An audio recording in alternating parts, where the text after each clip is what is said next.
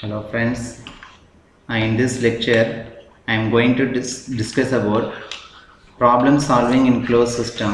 A simple problem was given you for practice after this end of this session.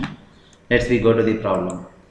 A fluid is contained in a cylinder by a spring loaded frictionless piston so that the pressure in the fluid is a linear function of the volume. Pressure and volume relation is given P equal to A plus BV. The internal energy of the fluid is given by the following equation. U is equal to 42 plus 3.6 into PV. அதாவது ஒரு cylinder இருக்குது, அந்த சிலிண்டருக்குள்ள வந்து ஒரு fluid என்ன பண்ணியிருக்காங்கன்னா fill பண்ணியிருக்காங்க. அந்த சிலிண்டர் வந்து எப்படி ஆக்ட் ஆகுது அப்படின்னா பிஸ்டன் வந்து spring loaded and frictionless piston. Okay, so why we are using the spring loaded and frictionless piston, the pressure in the fluid should be maintained as the linear function with respect to the volume. Okay, that pressure relation is given as P equal to A plus BV. This is the given data for the problem. And then the internal energy of the fluid is given by the equation. Internal energy வந்து ஒரு equation கொடுத்திருக்காங்க. That is a relation E is equal to 42 plus 3.6 into PV. இந்த internal energy வந்து U கொடுக்கலாம், sometimes E ங்கிற term extend பண்ணலாம். Okay, so where U is in kilojoule and P is in kilopascal and V is in cubic meter or meter cube. ஓகேங்களா? So இப்போ நமக்கு என்ன தெரியுதுன்னா இந்த ப்ராப்ளம்ல வந்து ஒரு ரெண்டு ரிலேஷன் கொடுத்துருக்காங்க. ஒரு பிஸ்டன் சிலிண்டர்னாலே நமக்கு என்னதான் அது க்ளோஸ்டு சிஸ்டம் தான். ஸோ க்ளோஸ் சிஸ்டத்தில் வந்து ஒரு ப்ரெஷருக்கும் வால்யூம்ல ரிலேஷன் வந்து P is equal to A plus BV. And then internal energy को relation கொடுத்திருக்காங்க 42 plus 3.6 PV. இந்த ரிலேஷன்ஸை யூஸ் பண்ணி நம்ம என்ன பண்ணுறோம், ப்ராப்ளம்ஸ் வந்து சால்வ் பண்ணுறோம்.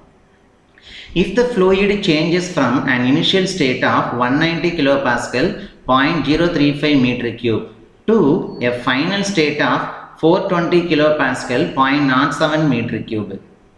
என்னன்னா இந்த fluid வந்து இனிஷியல் ஸ்டேட் ஸ்டார்டிங் வந்து பிஸ்டன் வந்து தி பாட்டம் டெட் சென்டரில் இருக்குது அப்படின்னா இனிஷியலாக இருக்கக்கூடிய ப்ரெஷர் வந்து 190 கிலோ பாஸ்கல் இருக்குது, இவ்வளோ வால்யூம் இருக்குது 0.035. இந்த கம்ப்ரஸ் பண்ண என்ன ஆகும் அப்படின்னா ப்ரெஷர் வந்து இன்க்ரீஸ் ஆகிட்டே போகும். ஸோ இட்ஸ் ப்ரெஷர் ஃபைனல் ஸ்டேஜுக்கு என்ன வந்திருக்கு அப்படின்னா 420 கிலோ பாஸ்கல் அண்ட் வால்யூம் வந்து 0.07 மீட்டர் கியூப். ஸோ டபுள் ஆயிருக்கு வால்யூம் வந்து. ஓகேங்களா? And then with no work other than that done on the piston. பிஸ்டனில் ஆக்ட் ஆகக்கூடிய பிஸ்டன் ஒர்க்கை தவிர வேறு எந்த விதமான ஒர்க்குமே இங்கே நமக்கு என்ன ஆகலை இல்லை. Find the direction and magnitude of the work and heat transfer. Work transfer எவ்வளோன்னு கேட்டிருக்காங்க, ஹீட் ட்ரான்ஸ்ஃபர் வேல்யூ என்ன, தட் வேல்யூ அண்ட் டைரக்ஷன்ஸ். சிஸ்டம்லாம் ஒர்க் நடந்துட்டு இருக்கா, இல்லை சிஸ்டம் வந்து ஒரு ஒர்க்கை ப்ரொடியூஸ் பண்ணுதா, ஹீட் வந்து சிஸ்டத்தை நோக்கி சப்ளை ஆகுதா, இல்லை ஹீட் வந்து சிஸ்டத்துலேருந்து ரிலீஸ் ஆகுதா, இதுதான் வேல்யூ என்ன, அதனுடைய மேக்னிடியூட் டைரக்ஷன் வந்து என்ன, ஃப்ரம் த சிஸ்டமா டு த சிஸ்டமா. Okay, so this is the problem given. Since it is the engine cylinder or piston cylinder arrangement, it considered as the closed system. And then given data relation between pressure and volume P is equal to A plus BV, and equation of internal energy U is equal to 42 plus 3.6 into PV. And then பாருங்க initial ஸ்டேட்லேருந்து final ஸ்டேட்டுக்கு fluid வந்து change ஆகுது. அதில் இனிஷியலாக இருக்கக்கூடிய pressure வந்து kilo பாஸ்கல்னாலே pressure தான், பாஸ்கலுக்கு இன்னொரு நேம் தான் Newton per metre square. So initial ஸ்டேட்டில் இருக்கக்கூடிய ப்ரெஷர் வந்து 190 கிலோ பாஸ்கல். அதனால் இனிஷியல் ப்ரெஷரை வந்து நான் P1 எடுத்துக்கிட போகிறேன். So 190 kilo pascal and initial volume வந்து 0.035 மீட்டர் கியூப்னா வால்யூமோட யூனிட் தானே. ஸோ அதனால் initial volume V1 equal to 0.035 metre cube. So final ஸ்டேட்டுக்கு போகிற ப்ரெஷர் வந்து 420 kilo pascal. Therefore final pressure P2 and 0.07 meter cube volume, therefore V2 equal to 0.07 meter cube. So these are the given data: initial pressure and volume, final pressure and volume relation, and then internal energy relation. So what we have to calculate, that to find data is work transfer and heat transfer in both direction and magnitude. Magnitude means numerical value. Work transfer எவ்வளவு, heat transfer எவ்வளவு, என்ன direction, from the system or to the system. So, okay, so it is the closed system. The basic formula for the first law of thermodynamics, Q is equal to W plus delta U, where Q is the heat and W is the work and delta U is the change in internal energy. Okay, so solution. So நான் அந்த given டேட்டாவை உங்களுக்கு இந்த problem solve பண்ணுறதுக்காக பக்கத்தில் எடுத்து வச்சுருக்கேன், எங்கெங்கே இந்த வேல்யூஸ் எப்படி யூஸ் பண்ணுறோம் அப்படின்ட்டு. பாருங்கள், என்னோட கேள்வி வந்து ஒர்க்கும் ஹீட் ட்ரான்ஸ்ஃபர் தான், அந்த ரெண்டு தான் கேட்டிருக்காங்க. எப்படி சால்வ் பண்ண போகிறோம், First step, calculation of internal energy.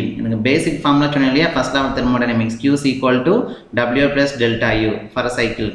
அந்த formula இப்போ எனக்கு Q வேணும் W வேணும். இந்த ரெண்டும் வேணும்னா எனக்கு delta U கண்டிப்பா தெரிஞ்சிருக்கணும். அதனால first step என்ன பண்ண போறேன் அப்படின்னா delta U calculation of internal energy ன கண்டுபிடிக்க போறேன். சோ எனக்கு internal energy delta U னா என்னது? Change in internal energy, that is final state minus initial state. Internal energy at the final state minus internal energy at the initial state. So, U is given as 42 plus 3.6 into PV. Therefore, we can write this general equation as U1 equal to 42 plus 3.6 P1 V1. U2 equal to 42 plus 3.6 into P2 V2. In the general internal energy சொல்லக்கூடிய U relation நான் U1 initial state க்காகவும் final state க்கு என்ன பண்றேன்னா எழுதிக்க போறேன். Number state conditions number எழுதிக்க போறோம். சரிங்களா? The next பாருங்க. இப்போ இதுல வந்து எதெல்லாம் கேன்சல் ஆகும்? plus 42 minus 42 cancel. So remaining term 3.6 P2 V2 minus 3.6 P1 V1. Taking 3.6 as common. So அப்ப என்ன மிச்சம் இருக்கும்? P2 V2 minus P1 V1. Okay. Now we are substituting the known values. Initial state condition, that is pressure and volume is given.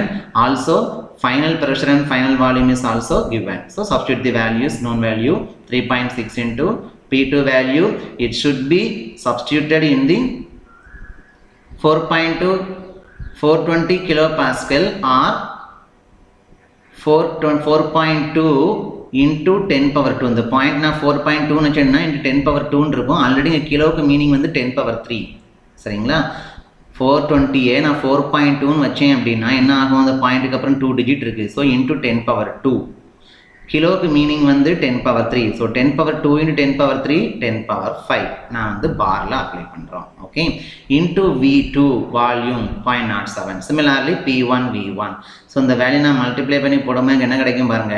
81,900 ஜூல்னு கிடைக்கும். It can be converted into kilo joule divided by 1000. Okay, so delta U value தெரிஞ்சிருச்சு. So second step பாருங்க, calculation of work நம்ம கண்டுபிடிக்க போறோம். work கண்டுபிடிக்கிறதுக்கு என்ன formula? basic formula. work is equal to, for a process, work is equal to integral P into dV. ஏன் P into dV மூலம் change in volume? ஏன்னா initial ஸ்டேட்ல இருந்து ஃபைனல் ஸ்டேட்க்கு வால்யூம் சேஞ்ச் ஆகுது இல்லைங்களா? ஸோ ப்ரெஷருக்கு வந்து ஒரு ரிலேஷன் நமக்கு கொடுத்துருக்காங்க A plus BV. இந்த சேஞ்ச் இன் வால்யூம், அதனால தான் லிமிட் வந்து V1 to V2. Okay, that is equal to integral V1 to V2. P can be replaced by the given data A plus BV. Therefore, P is equal to A plus BV into dV.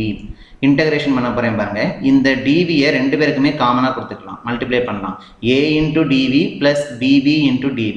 நம்ம dv ன்னு என்ன அர்த்தம்? With respect to v வச்சு integration பண்ண போறோம். So a into dv னா a into 1 into dv ன்னு அர்த்தம்.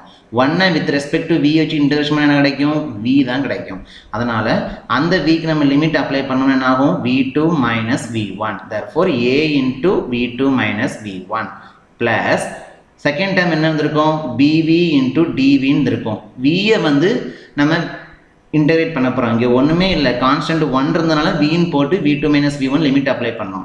இப்போ இங்க இன்டகிரேஷன் பண்ணும்போது V ன்னு இருக்கு. சோ இன்டகிரேஷன் பண்ணா என்ன ஆகும்? V square divided by 2. That V square can be substituted by the higher limit and upper limit. So V2 square minus V1 square divided by 2. போட்டுக்கலாமா? இப்போ இதில் பாருங்க, இந்த ஒர்க் வேணும் அப்படின்னா எனக்கு V1 V2 initial volume and final volume is known value, but the constant A and B is unknown. If we have to find out the value of A and B, then we calculate the value of work done by using this relation. So in order to calculate the value of W, first of all we should know what is the value of A and B. To calculate the value of A and B, from the given data, P is equal to A plus BV, pressure volume relation, that is P1 equal to A plus B into V1, P2 equal to A plus B into V2. Okay, sorry, this B is small letter. And substitute the known values.